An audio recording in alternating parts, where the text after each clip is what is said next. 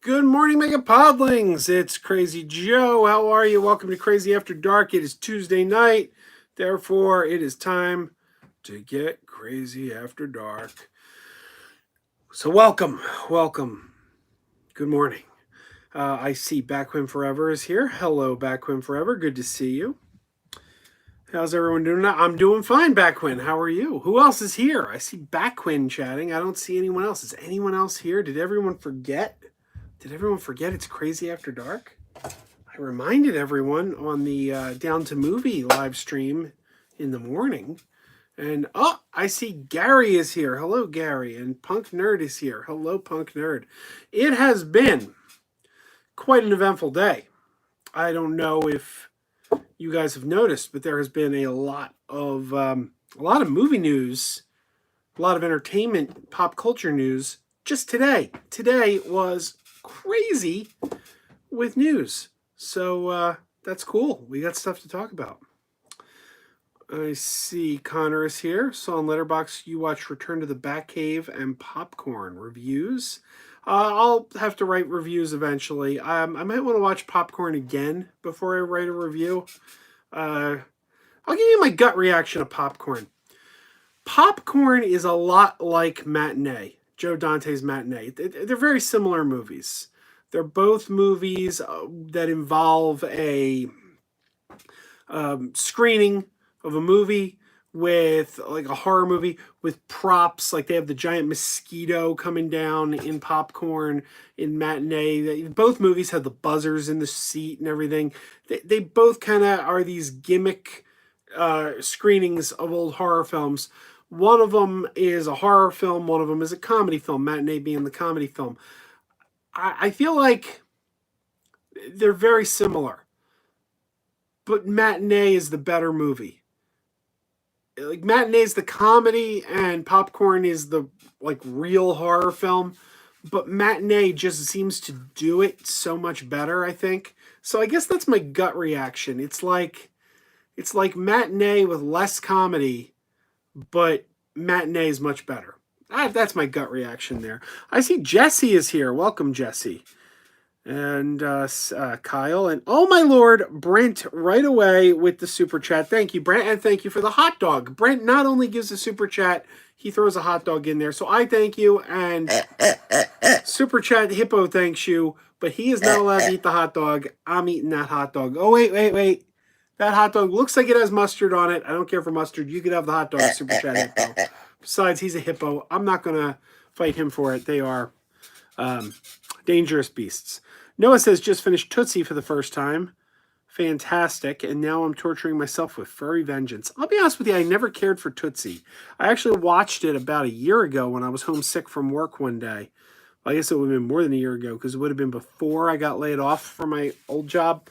So I don't know how long ago it was, but I decided to put on Tootsie because I didn't really remember it that well, and I didn't care for it. I know people love that movie, but... Cal says, hey, Joe, just watched Above the Law. Can only stay a little bit. Okay. And Backwind says, speaking of movie news, your friend 3 Buck Theater made a video about how David Ayer apologized for the sexy Harley Quinn in Suicide Squad. I wouldn't exactly call him my friend. In fact, I haven't watched his videos. Some things came to light about that guy that I was unaware of, and I can't. So apparently, he's a little bit racist, and I wash my hands of that. I don't want to deal with a racist guy. So yeah, I would not call him my friend. He was a guy who I talked to once. And then I found out sort of his background because I'd seen his videos. I'd seen his recent videos, and I didn't know he had a history of racism in his videos, among other things. There were some other things too. I think the racism's the worst of it, but apparently there were some other things. And when I heard about all that, I was like, ooh, yeah, I'm going to steer clear of this guy. Lisa says, hey, Joe, happy Thursday to you. Happy Tuesday. Happy Tuesday to you, Lisa. And Aubrey says, good evening, good sir. Good evening to you, Aubrey. It's good to see you. Kyle says, oh, no, side conversation. I'm sorry. A lot of side conversations. Gary says, let's hear Super Chat Hippo. We just heard him, Gary. We just heard him. John Hines says, just finished watching Xanadu, part of my musical marathon. I've never seen Xanadu all the way through. I've seen a lot of Xanadu because I used to work at a video store and my boss liked Xanadu, so he would put it on a lot in the store. Whew. James says, say Crazy Joe, yesterday night I watched the original Ultraman series. You're going to have to forgive me. I seem to have, my throat's bothering me just a little bit, and I've been coughing a little bit. Just started. Like, it's always something. It's either my nose or it's always something. That's why I got water here to kind of keep my throat happy. Connor says, do you see HBO Max finally got a release date? That's one of the things I was going to talk about. I don't know if you heard the last podcast I did with J2H, but one of the things we talked about is next month is May. Like little over, less than 2 weeks from now, it's May. Less than 2 weeks from now is May. And the release date for HBO up till now has been, HBO Max has been sometime in May. It's like, wait a minute. May's next month. What's sometime in May? Is it May 1st? Are we going to have HBO Max in 2 weeks? Or is it going to be the end of May? When? Sometime in May is extremely vague. And we talked about that on our last podcast, on the all-new Mega Podcastic podcast. And now, boom, we get a date today. So that's good. May 27th is the day. J2H is here, making the wife watch this while she attempts to read. Say hi. Hello. Oh, my throat. Let's see, where are we? James says, what's my favorite Electric Light Orchestra song? I don't know. I don't know enough Electric Light Orchestra songs to say. Obviously, I know like the big hits like Mr. Blue Sky, but I'm not a huge fan. Like, I mean, I don't dislike them. It's not like, I don't like that. No, I just don't know them well enough to say. Joe says, Joe, out of all the documentaries you watched in 2019, where would you rank Who Let the Dogs Out? That is kind of hard to say because I'd have to write down all the documentaries I watched. I think the best documentary I watched in 2019 is the one I had a hand in making because I backed the Kickstarter.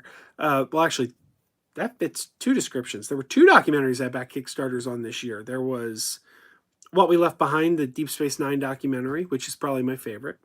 And there was the ska documentary, Pick It Up, which I also contributed to. So those were probably my two favorite documentaries this year. But I don't know how many documentaries I just watched the Galaxy Quest documentary, which was okay, but I don't know that there's enough about Galaxy Quest to say. I don't know that you really have enough for a whole documentary because it's just kind of one movie. It's not a whole franchise. I don't know. It felt like they were trying to make a documentary out of something that they didn't have enough material to make a documentary out of. That's the way I felt. And everyone's bringing up things that I already have written down here. Joey Football is in the house. Welcome, Joey Football. I'm waiting for Joey Soccer Ball to get here. Is Joey Soccer Ball here yet? Favorite Kiss song? Mine is Shout It Out Loud. James, same thing. I'm not a huge Kiss fan. Obviously, I know I want to rock and roll all night and stuff like that, but I don't know Kiss that well. John Hines says, have I ever seen Bugsy Malone? That's the one with Scott Baio and Jodie Foster, right? The whipped cream guns. I've heard of it. It's certainly a legendary film in Hollywood, but I've never seen it. I have never seen it. It's one of those movies that was notorious because it was a big money loser at the time. So I know of it because it's kind of legendary, but I've never seen it. Brand asks, does anyone want to see a Robin Williams biography? Sure. James says, hey, Joe, did you see the Wonder Woman 84 trailer yet? It's great. Hopefully it's as good as Shazam because Aquaman disappointed me. Aquaman disappointed you? Oh, my Lord. Aquaman. So good. I might like Aquaman more than Wonder Woman. Yeah, no, I love Wonder Woman. I love Aquaman. I think Shazam is the best one yet. I love Birds of Prey. I just think the DC movies have been knocking it out of the park. And it's funny because they started, excuse me, so far beyond Marvel. Like Marvel was just phenomenal movies, and DC puts out Man of Steel, which I think is pure garbage. So they started off on the wrong foot, and they really kind of, I don't know, they were suffering until Wonder Woman came out. Like those movies weren't that good until Wonder Woman came out. And ever since Wonder Woman, I don't think they put a bad one out yet. I know a lot of people like to trash Justice League. I think most of the people who trash Justice League didn't actually see Justice League. Because if you look, Justice League had a really bad opening weekend. Really bad. It did bad at the box office. And what does bad box office mean? Doesn't mean people saw your movie and didn't like it. It means no one saw your movie. If nobody went to the theater to see your movie, they can't say they liked it or didn't like it. They didn't see it. So I really think most of the people who trash Justice League never saw the movie because the movie is really good. I think, I think since Wonder Woman, it was like DC was like, then Wonder Woman came out and it's like, and they've just been on a roll since. John Hines says Aquaman was awesome. I agree. Oh, Zach says, Robin Williams is serious when he has a beard. That's true.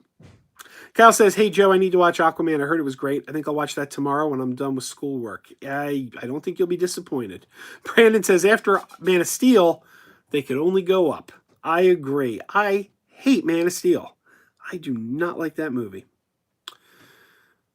Man of Steel. And the sad thing is, Henry Cavill, well, we found out in Justice League that he's really good in the role. I didn't think he was good in the role until Justice League, because I would argue until Justice League, he wasn't actually playing the role.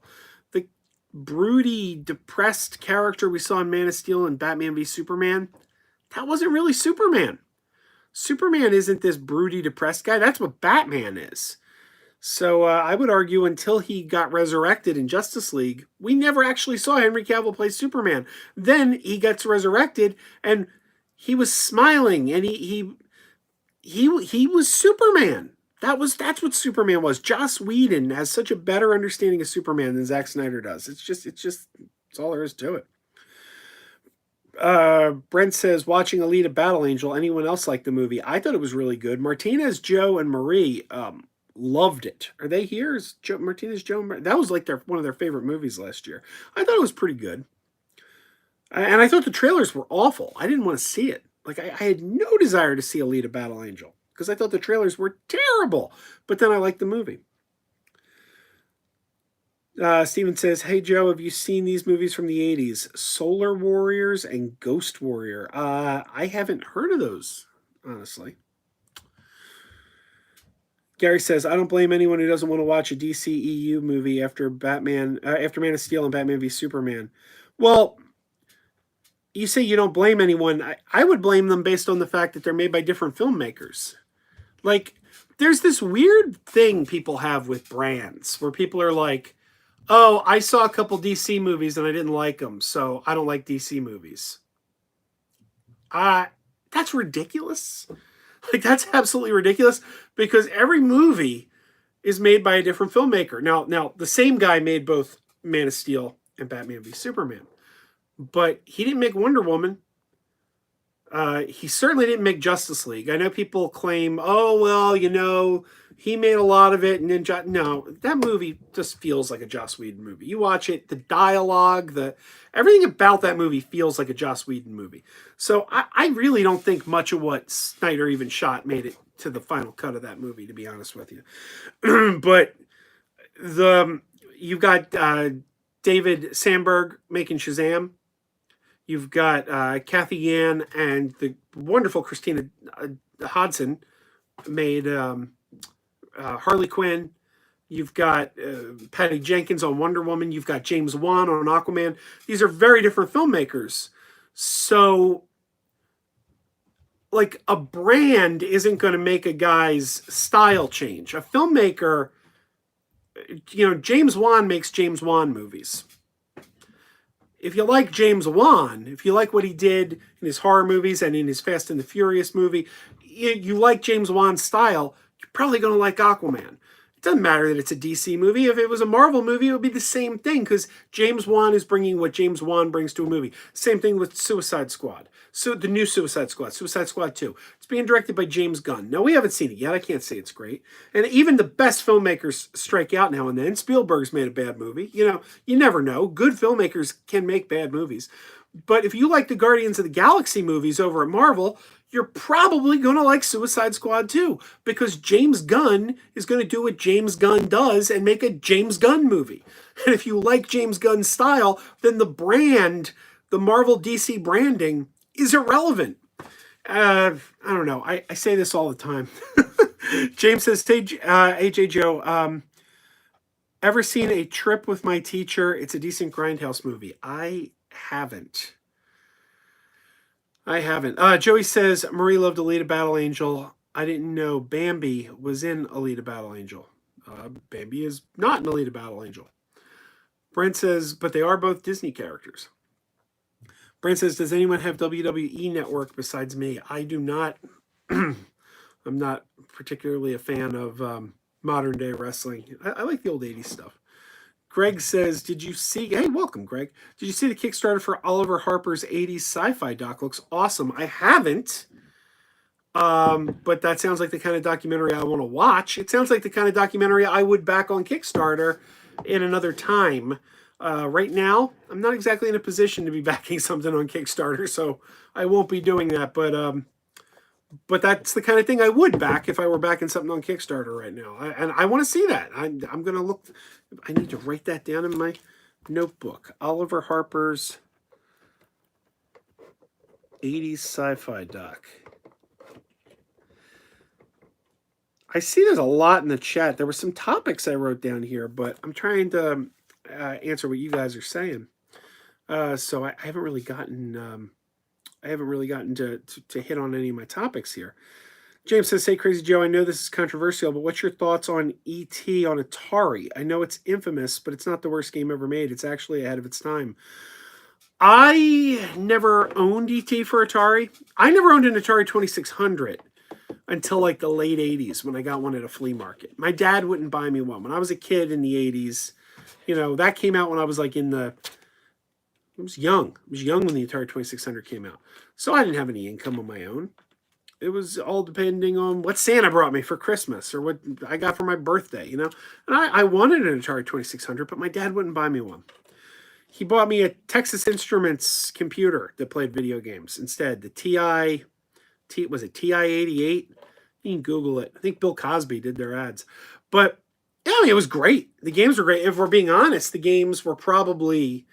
in terms of graphics, they were more in line with what you would eventually see on Nintendo. They were a step up from the Atari, but that didn't matter to me because I was a kid and all my friends had Atari, so I wanted Atari because you wanted to trade games and stuff. He's got Pac-Man and I got Cubert. Let's swap, for a week. Because that's what you did when you were a kid. So I always wanted the Atari 2600. My dad wouldn't buy it for me.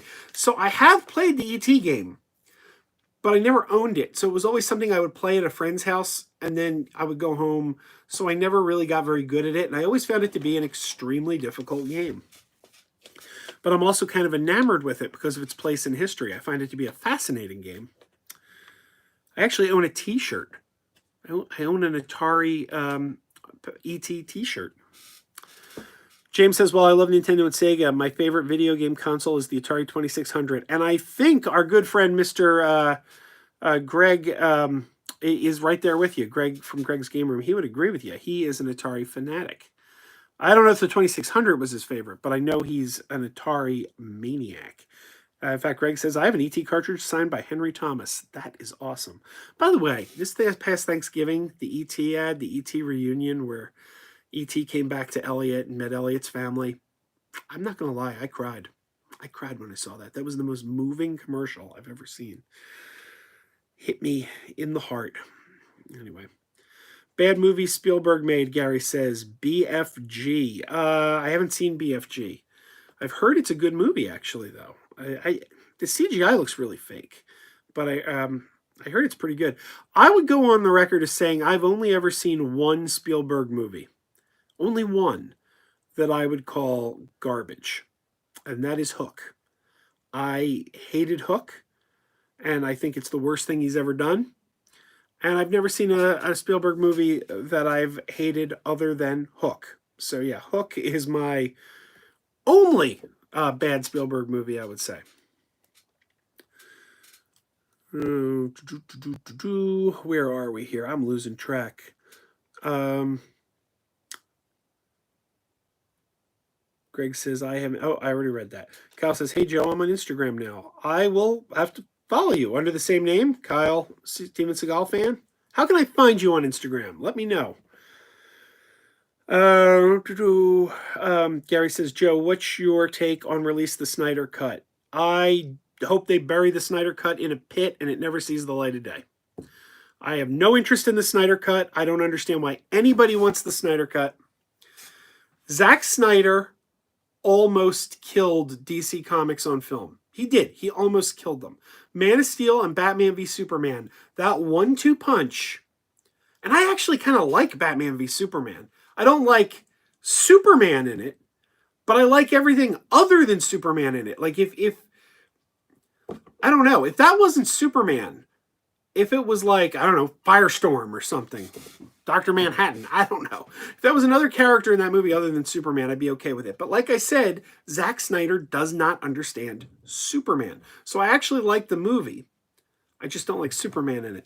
But those two movies, that 1-2 punch, decimated DC at the box office. To this day, there are people who every time a DC movie comes out go, well, it's probably going to suck because it's a DC movie. Never mind the fact that DC hasn't put out a bad movie in over 2 years. Every movie they've put out, Wonder Woman, Justice League, we'll put that one on the fence because some people say they don't like it. I'll never understand why. But Wonder Woman, Aquaman, Shazam, The Joker, and Birds of Prey, everyone liked those movies. Who saw them? Just about. Because Birds of Prey didn't do so well at the box office, but it got really, really, really good critical reviews and a really strong score on CinemaScore. So, again, that was one that people didn't show up at the theater to see it, but those who did gave it really high marks and said, hey, this is great.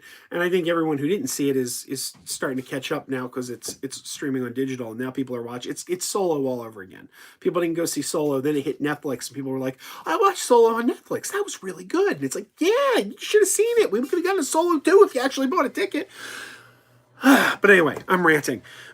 So yeah, no, release the Snyder Cut. No, bury the Snyder Cut. Bury the. And I've heard some of what was in the Snyder Cut, and it was pure garbage. It was garbage. It was. He wanted to like eliminate the Clark Kent character and reveal to the world that Superman was Clark Kent. Why? Because he, Zack Snyder, thought glasses weren't a good disguise, and they would figure it out. You know. It's been working in the comics for, you know, how long? Is it Superman like 80 years now? 80 years old? It's been working for like 80 years. You're going to be the one who reinvents the wheel. No, you leave it as is. It's been working. You can tweak this and this and this, but you can't blow it up, you know? I'm glad Snyder's Cut didn't make release. Zack Snyder went on record as saying that in his movies, he was doing an interview. No, it wasn't him. It was David Goyer. David Goyer, who wrote Batman v Superman and Man of Steel. David Goyer did an interview with Chris Hardwick, and Chris Hardwick said something about Superman's ice breath. And he said, well, our Superman doesn't have ice breath. Our Superman doesn't have it because we can't think of a way to scientifically explain that power. And I got angry listening to that interview. I'm like, every power Superman has to be explained by science to you jackwagons. I mean, you just you can't just arbitrarily take away one of his most famous powers because, I don't like that. So when in Justice League, Superman uses his ice breath. It's the first time we ever see Henry Cavill use his ice breath. And that was Joss Whedon. That was Joss Whedon who made him use the ice breath because Joss Whedon has respect for the character. Zack Snyder does not. And as soon as I saw that, I'm like, this is why Snyder had to go. We got the ice breath. Thank you, Joss Whedon. No, screw the Snyder Cut. Burn it, destroy it. Let's never see it. Let's never speak of it again. Bury it. That's how I feel about the Snyder Cut. Anyway, as I was saying, Aubrey says, I feel so out of the loop. I haven't seen anything new or newish. I hear you. I hear you. By the way, I've said this before. I don't think 2020 is going to have much of a cultural imprint or footprint. Like when you look back at 1980, you look back at 1981, 1982, you can see the films of that year. These are the movies that came out. These are the TV shows that debuted that year. And 2020, with everything shut down, by the end of the year, there's going to be so few movies and so few shows that debuted in 2020 because of this shutdown that it's like years from now, when you look back at the culture of 2020, what we left behind in 2020, TV, movies, I don't know, music, maybe music people are recording from home. I don't know. There's not going to be much there. So I think it's funny. It's like this is going to be like the forgotten year. Greg says, Man of Steel is trash. Batman v Superman is trash too. I'm going to disagree with you on Batman v Superman. I think Batman v Superman is actually a pretty terrific movie, except for Zack Snyder's incredible incompetence when it comes to the character of Superman. I think he nailed Batman. I think Ben Affleck's probably the best screen Batman we've ever had. And I like the way they introduced like Aquaman and Wonder Woman and the Flash. It was very, very organic the way they did that. I actually really like the movie except for Superman. But if you go back to Watchmen, he did an interview at the time of Watchmen where he said he never liked Superman. Then a couple years later, they hired him to make Superman. You hired the guy who's on record, in public record, of saying, I don't like Superman. That's who you got to do Superman. Anyway, but thank God for Walter Hamada. The DC universe is in good hands now, and they've been putting out one good movie after another, so hopefully. Joey says, you're celebrating... Well, I can't see it because it went away. You're celebrating Zack Snyder's daughter dying. That's why I left DC. No, that was BS. That's not why I left DC. That was the excuse they gave. They wanted him out. They wanted him out. They brought in Joss Whedon to save that movie, and he did. And they used his daughter's death as an excuse, basically. Connor said, have you seen the puppet episode of Community? My favorite is the 8-bit episode. I've seen every episode of Community. The puppet episode was, in my opinion, one of the highlights of the gas leak year. Obviously, season 4 is known as the gas leak year. And that is one of the few episodes in season 4 that I actually like. My favorite episode in season 4 is the one where they introduced Brie Larson as Abed's girlfriend. And that was the one with the Sophie B. Hawkins dance. That's my favorite season 4 episode. That's an episode that I think, even though it's the gas leak year, that episode works. And I wish Brie Larson's character had been on the show more. She was actually really good as Abed's girlfriend. Aubrey says there will be no print at all, no festivals or cons or films or award shows or sports. It's going to have a huge impact on everyone. Yeah, it's going to be the forgotten year. This is going to be the forgotten year. Lost to history. Henry says, I met Robin Atkinsdowns, who was in Superman versus the Elite, as the main bad guy. He was a nice guy. Henry, I'm glad Robin Atkinsdowns was a nice guy because I feel bad for Robin Atkinsdowns because you got to separate the actor from the part, but my gut instinct is just not to like Robin Atkinsdowns. I don't want to like him. I say to myself, that's not fair. He's not the character. He's not the character. But when I see Robin Atkinsdowns, when I see him, when I see his name, my mind goes right to Byron. Byron on season 5 of Babylon 5. And I think just about every Babylon 5 fan will tell you, Byron sucked. Everybody hated Byron. So it's a shame. And he also, by the way, played Doomsday in Batman v Superman. It was mocap, but that was Robin Atkinsdowns playing Doomsday in Batman v Superman in mocap. But yeah, I feel bad that I don't like Robin Atkinsdowns because it's not him, it's the character. But I just hate Byron. Does anyone else hate Byron? How does everyone feel? Everyone hates Byron, right? Is there anyone who likes Byron? I don't know. Stephen Moole says, I love The Wizard and Cloak and Dagger. Cloak and Dagger is a good film as well. I love Cloak and Dagger. I love Cloak and Dagger. I don't know where it is. Is it down here? I don't think it's down here. Dave Perillo did a Cloak and Dagger poster that I've got it, and it's done. Greg, you would love it. Greg, are you still here, Greg? If you have never seen Dave Perillo's Cloak and Dagger poster, Google that. It's done like an Atari cartridge. It's made to look like an Atari cartridge. I love the thing. Connor says, did you see Venom 2 is titled Let There Be Carnage? I did. Let me go down the list here. Here's some of the news that has hit this week, or just today in a lot of these cases. Scoob, the Scooby-Doo reboot animated film, going direct to streaming on May 15th. You can rent it or buy it on May 15th. So that's big news. HBO Max has a release date, May 27th. Also found out I will be getting it free because I get HBO free as an AT&T customer. So my question was, as an AT&T customer, will I get HBO Max free? Today it was confirmed I will. So if you get HBO free through AT&T, you can get HBO Max for free. A Hunger Games prequel is coming. We found out that news today. We found out Venom 2 is titled Let There Be Carnage, and it's being held back till October 2021. No big surprise there. Everything's getting held back. Fraggle Rock came back today.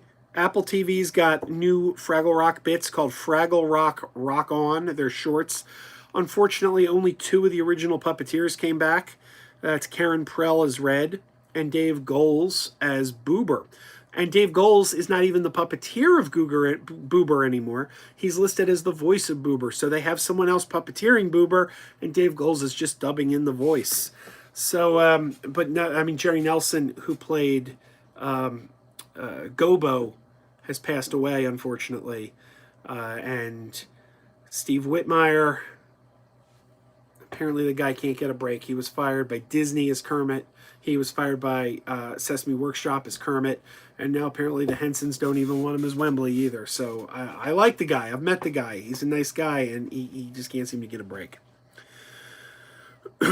Greg says, I love Cloak and Dagger. I've played the game for real. That's awesome. Have you seen Dave's poster? Google it, man. You'll love it. You'll love it. Backwin says the Watchmen movie is good. I love the Watchmen movie. I'm actually a big Zack Snyder fan.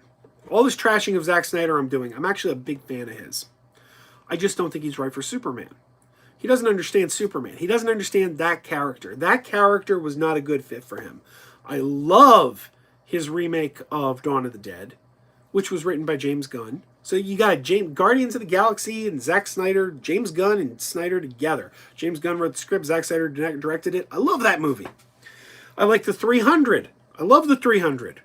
I loved, what else did he do? I'm blanking now. I loved Watchmen. I loved Sucker Punch, which was the original film he did. Wasn't based on a comic.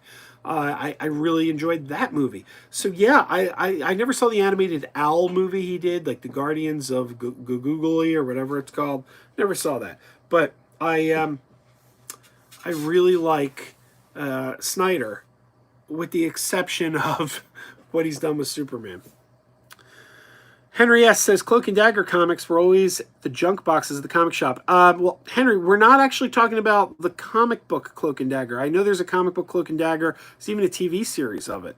But no, there was a movie in 1984 called Cloak and Dagger, starred Henry Thomas from E.T., and Dabney Coleman, and it was sort of a kid's spy movie, and it's really worth watching. It's a terrific movie.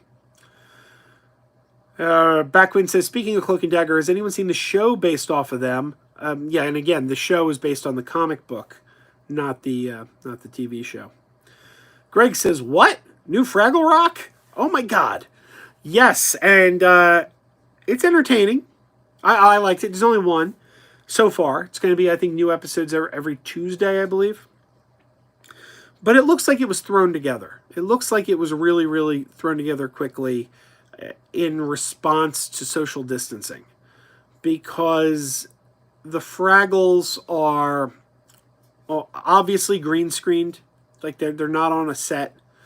Fraggle Rock is green screened behind them, and each one of them is confined to their own cave, and they're kind of basically live streaming to one another.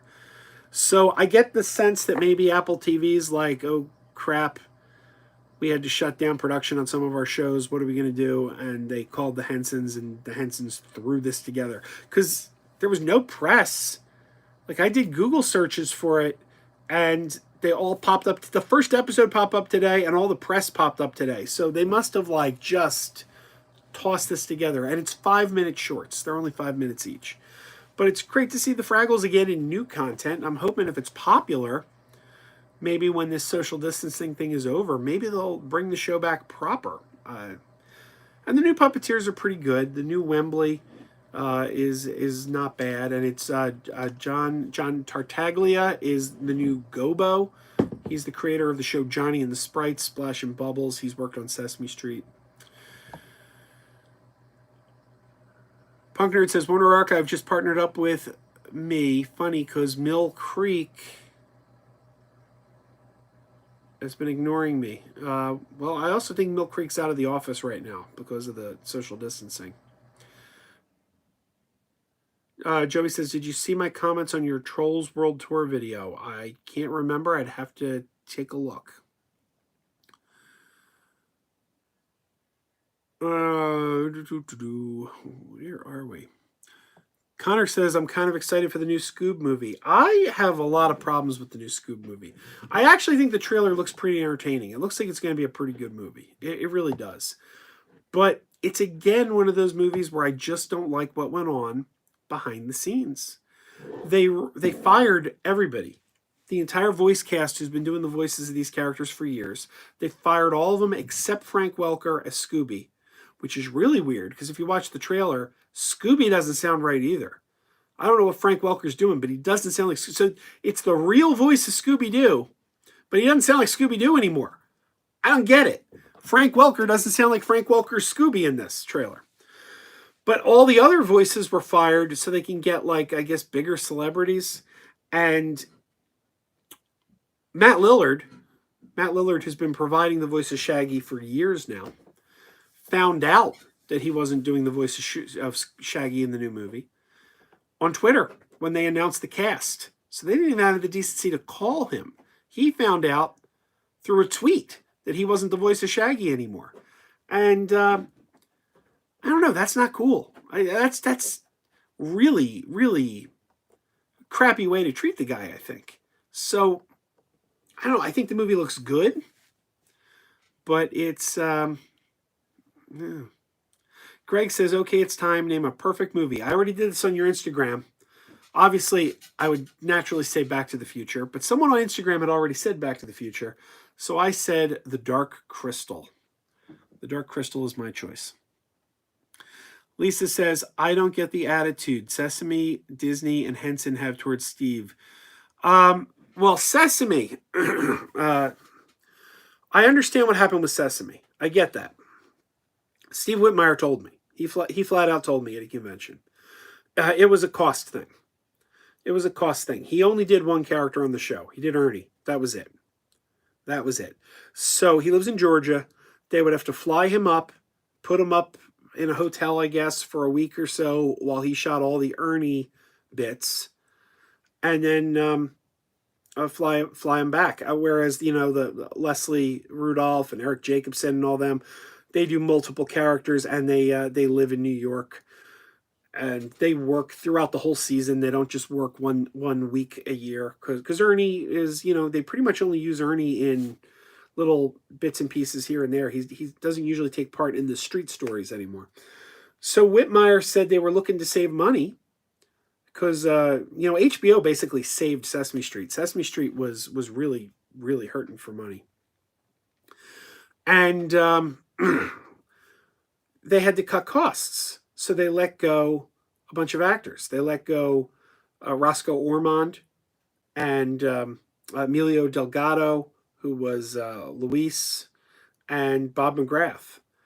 And in addition to letting them go, they let Steve Whitmire go because they just didn't think it was worth the money to fly this one puppeteer up for a week every year to perform one character. At least that's the story Steve Whitmire tells. And it gels. If you look at the timeline, if you look at when Roscoe Ormond and Emilio Delgado let go, it's a same time. So it gels. Then it was 1 year later that Disney let him go. But all these characters, Sesame Street, Muppets, Fraggle Rock, they're all owned by different ownership. So getting fired from Sesame would have no effect on your employment with the Henson Company or with Disney's Muppets. Getting fired from Disney would have no effect on Sesame or the Hensons because they're all independent arms. So it's a shame, because he's a really nice guy, certainly talented. It's a shame that he can't get a break. Rick is in the house. Rick says, yo, welcome, Rick. Gary says, remember Matthew Lillard also played Shaggy in the 2 live-action movies? Yes, he did. Greg says, name another perfect movie. Oh, boy. Oh, I got one for you. Dun, dun, dun, dun, dun, dun, dun, dun, dun, dun, dun. Superman, the movie. Christopher Reeve. That's as perfect a movie as you could possibly make. Yeah, Superman, the movie. That's my next choice for name a perfect movie. Do I have to name another one? I can keep doing this. I can keep naming perfect movies. Connor says, Rick, what did you think of Dr. Sleep? Rick says, what's going on, everyone? Welcome, Rick. Welcome. John says, hey, Crazy Joe, ever seen the animated Sesame Street segment with the dog pretending to be a... Oh, my Lord. James, I do that to my kids all the time. My kid can sing that song. Imagine me, an alligator. Alligator! Mom, there's an alligator in my room. I don't see an alligator. Sure, when you turn on the lights, he's gone. But when you turn him off, he's back. We do that all the time around here. The kids have seen that a million times on YouTube. Lisa says, wow, about Sesame and Steve, that makes sense, but it's pretty terrible. Yeah, it's unfortunate. Lisa, have you met Steve? He's really super nice guy, really good to the fans. Now, playing devil's advocate, I can't say what he's like to work with. He may be extremely difficult to work with. That's what was claimed, but I think he's a great guy from what I've seen. Joey Baseball says, perfect movie, The Iron Giant. You are correct. The Iron Giant is a perfect movie. And Rick says, Cats was horrid. It looked it. James says, I have a perfect movie, Spider-Man Into the Spider-Verse. That is a pretty perfect movie. Empire Strikes Back. Empire Strikes Back is a perfect movie. Yeah, that's a perfect movie. Another perfect movie. Oh, I would say Boogie Nights. Boogie Nights is one of my all-time favorites. I think that is a perfect movie. Jamel is here. Hello, Jamel. Thomas says, perfect movie for me, Boyhood. See, I didn't like Boyhood. That was just me, though. But film is subjective, however. Film is subjective. Connor says, did you see they have all the releases of Alf's Animated Adventures for $5 at Walmart? I haven't. I haven't been in a Walmart in quite a long time. I haven't really been out of this house in 3 weeks. I'll tell you what I did find, though, on Amazon.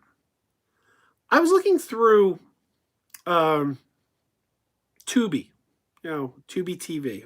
We've been talking a little bit about Tubi TV on the podcast. And I saw they have Degrassi: The Next Generation. Degrassi: The Next Generation, which I've never seen. I've never seen Degrassi: The Next Generation. But when I was a kid, I did used to watch Degrassi Junior High and Degrassi High. I barely remember them. Because they used to air on PBS, and PBS had a terrible schedule. PBS isn't like NBC or something where it's like Thursday nights at 8. You never really know what they're going to show. They blow up their schedule all the time. It was like a crapshoot if you'd find something. But I always really enjoyed those shows as a kid. So I'm looking at Degrassi: The Next Generation on Tubi, and I'm like, well, I can't really watch this because I don't remember the original enough. I said, I wonder if anyone's streaming the original Degrassi Junior High, Degrassi High. And I searched, nobody was. Nobody was streaming it. But you know what I did find? Amazon was selling the complete series crazy cheap. Crazy cheap. The complete series of Junior High was $7. Complete series, $7. And the complete series of the high school years was only $12. I placed an order. I'm like, you know what? I don't know if this show's aged well. I may watch it and be like, wow, this is cheesy as crap. But I bought them. I'm like, all right, I'm gonna revisit this show I watched back, many years ago. And if I like it, if I think if it still rivets me in my 40s, watching these junior high kids go through their problems. Man, that's gonna make you feel old watching junior high kids, like the problems they have. I don't know. I gotta study for the math test. What am I gonna do? I don't even know if you can relate to that stuff anymore. But I might be watching The Next Generation on Tubi if I burn through those discs quickly enough. Rick says, I saw Jay and Silent Bob do Degrassi. Forget which that was the Next Generation, Degrassi the Next Generation, which I didn't watch it because I barely remember the original. Backwin says the only episodes of Degrassi I watched were the episodes with Jay and Silent Bob, like Rick just mentioned. Yeah, and I never saw those. I know he did them, but I never saw them. James says, I love Degrassi Junior High. I used to watch it in the early morning. It's a more realistic take on high school. Well, I'm going to be revisiting it quite soon because I ordered the DVDs. If you act quickly, you can get them on Amazon. $7, $12 respectively for the complete series. Not just the season, the series. Lisa says, I met him, Steve Whitmire this is, at Rhode Island Comic Con last November. I need to do a do-over, though, because I was a little starstruck. He's very nice. I forgot to mention my love of Bean Bunny and Rizzo. I have so many autographs from Steve Whitmire because the first time I met him, I didn't know what to get him to sign. Because, yeah, Kermit's obviously his most famous character, but Kermit is a character he did not originate. So I was like, do I want to get his signature? I ended up getting 2. The first time I met him, I got 2. I got him to sign a picture of Rizzo because I'm like, that's his character. That's his character that he originated. I got an autographed picture of Rizzo, and I got him to sign my Wembley Fraggle Funko Pop box. So I have a Wembley Fraggle box signed by Steve Whitmire. So 2 characters that he was the original performer on, Wembley and Rizzo. Next time I met him, I'm like, okay, this is the second time around. I need to get a Kermit. So I got him to sign a Kermit picture. And then a couple years later, at Dragon Con, my friend Amy presented me with an autographed picture of Steve Whitmire. She had met him at a convention and got it for me. And it was a collage picture that had all the characters he did, which was incredibly sweet of her. My friend Amy Bowen, she's a podcaster. She does some podcasts called Amy Talks About Stuff and Thread Snippings, where she talks about her cosplay. She's just great person, terrific friend, and I was extremely touched that she got that for me. So yeah, I've got a few Steve Whitmire autographs, and I love every one of them. I really do. I love them all. Joey says, hopefully Degrassi has aged better than the Cosby Show. Well, it would be hard not to. It would be hard not to.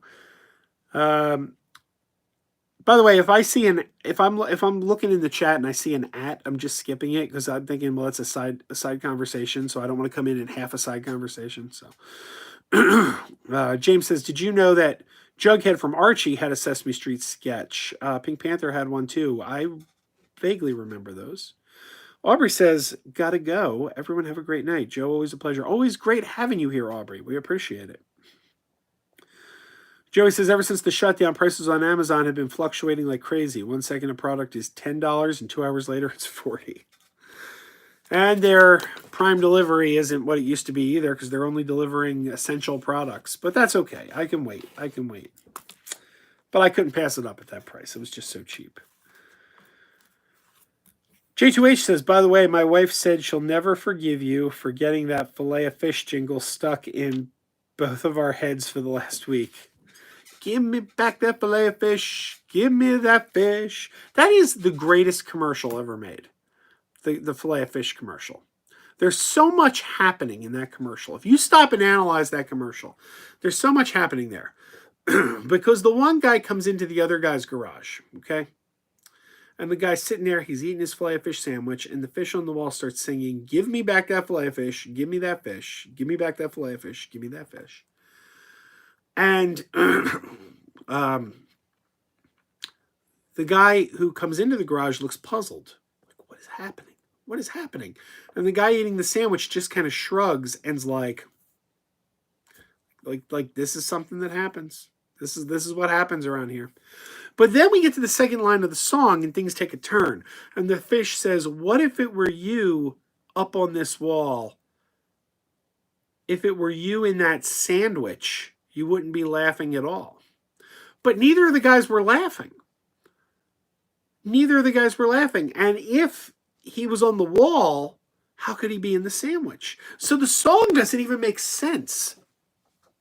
Greatest commercial ever.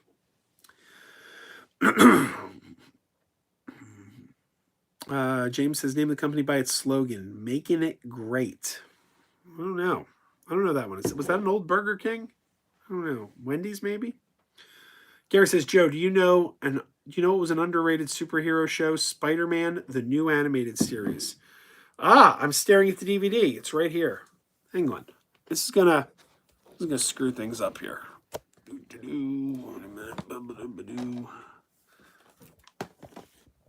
Is this gonna... Yeah, there we go. Boom! There it is. Spider-Man, the new animated series.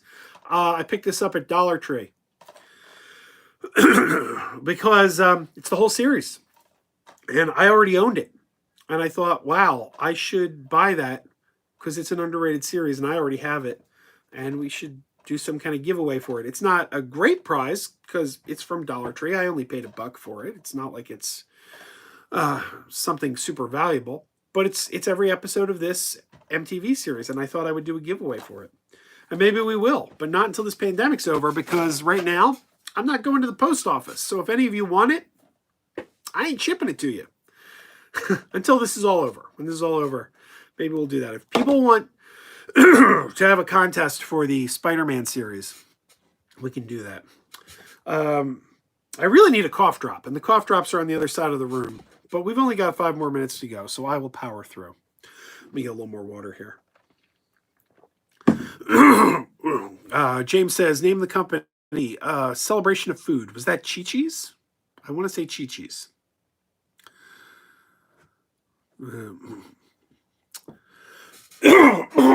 Excuse me. Joey says they used to sell that singing fish in stores. It's even creepier in real life. Yes, I had one. I loved it. It stopped working, unfortunately.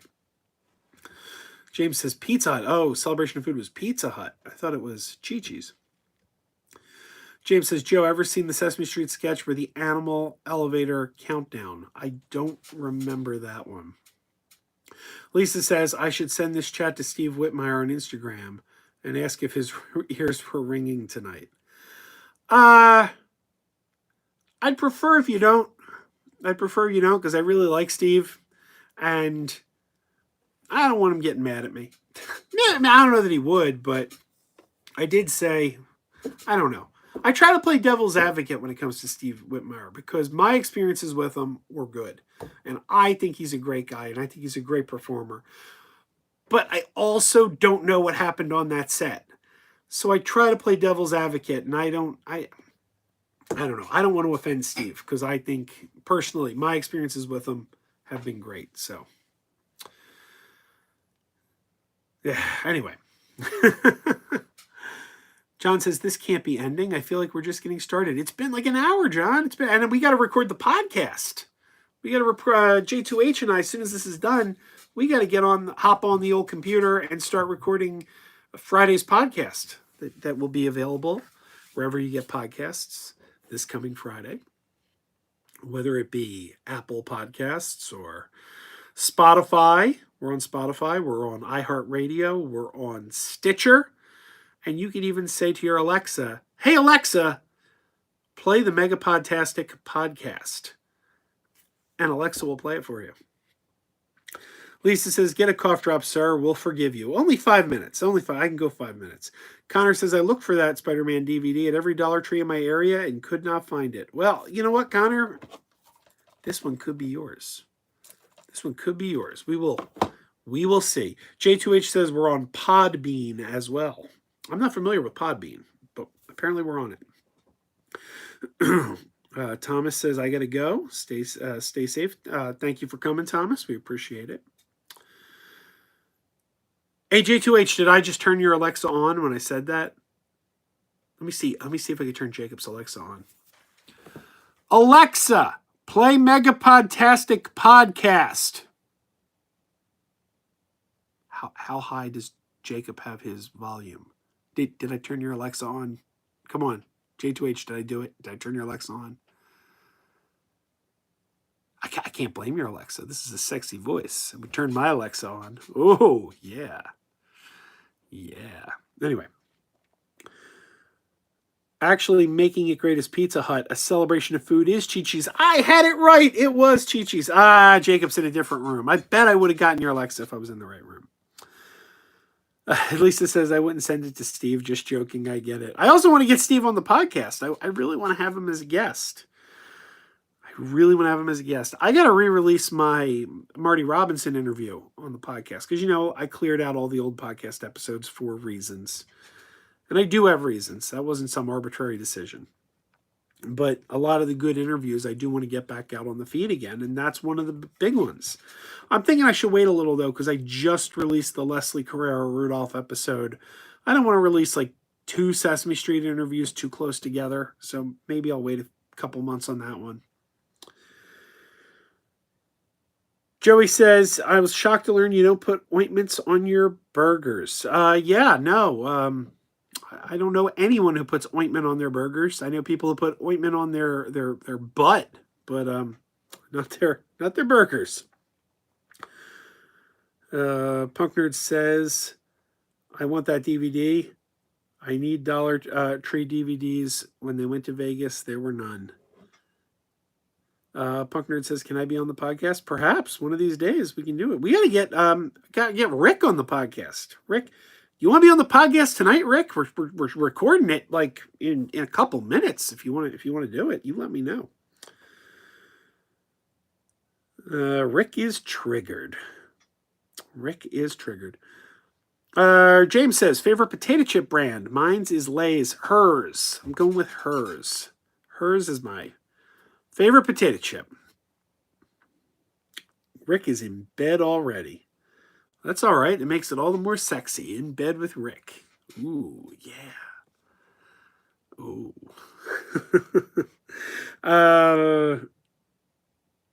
James says, "Favorite era of the Jetsons?" The original. I'm going to go with the original 60s. Jane, stop this crazy thing. Remember in the 80s, they took away the treadmill ending? Jane, stop this. They took that away, and they put, just the static shots, of characters. And,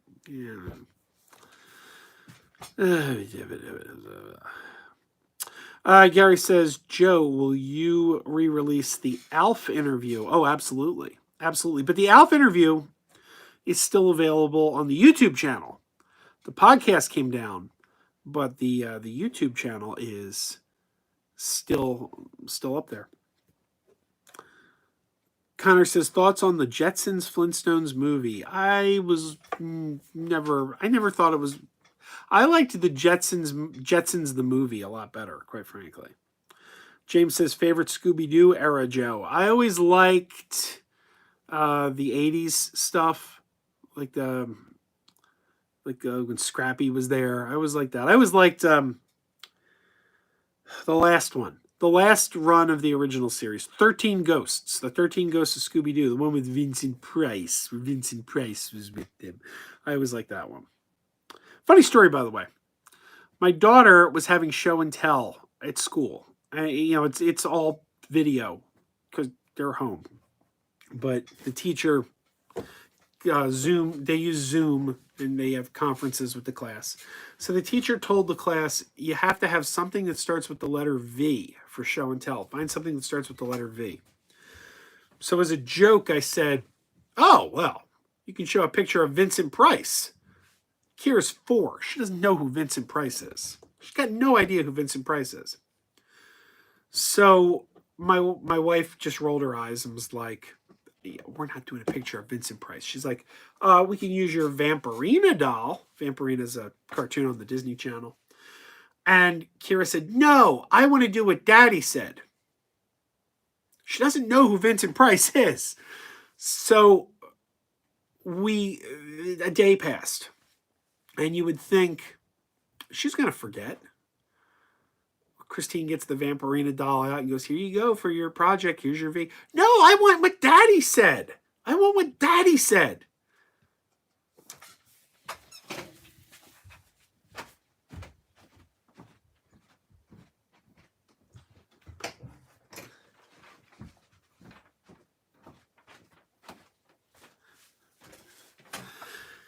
Comes time for her class.